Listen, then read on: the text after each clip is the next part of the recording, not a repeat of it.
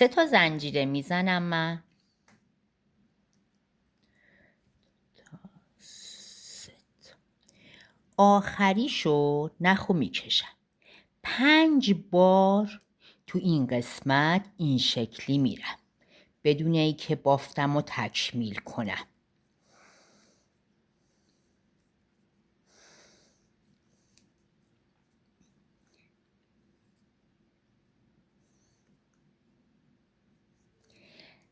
هفت تا زنجیره میزنم.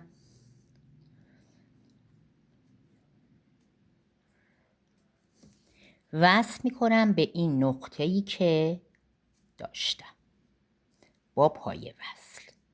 باز 7 تا زنجیره میزنم.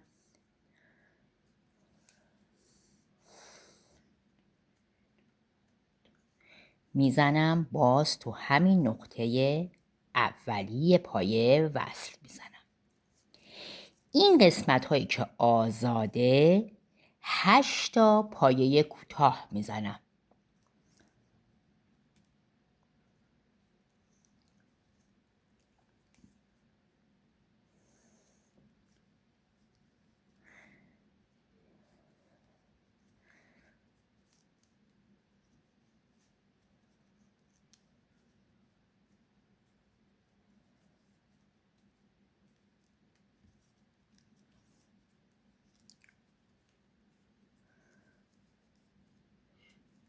هشتم تو این قسمت میزنم. پایه کوتاه.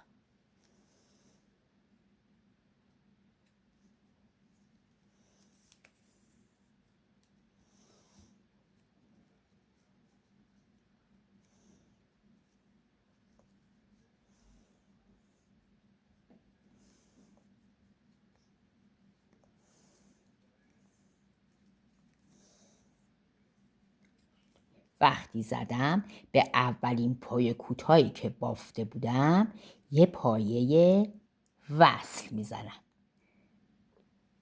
ببینین دوستان، یه حلقه، یه دایره‌ای که وسط یه حلقه دیگه قرار داره. برای دومی با 3 تا پایه 3 تا زنجیره میزنم. آخری زنجیره رو میکشم توی همین این 5 بار این کار رو تکرار میکنم.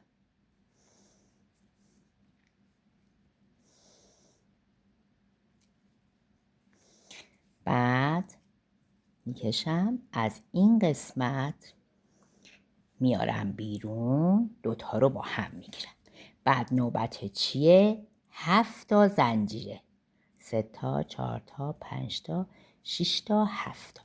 باز میرم به این نقطه یه پایه وصل میزنم.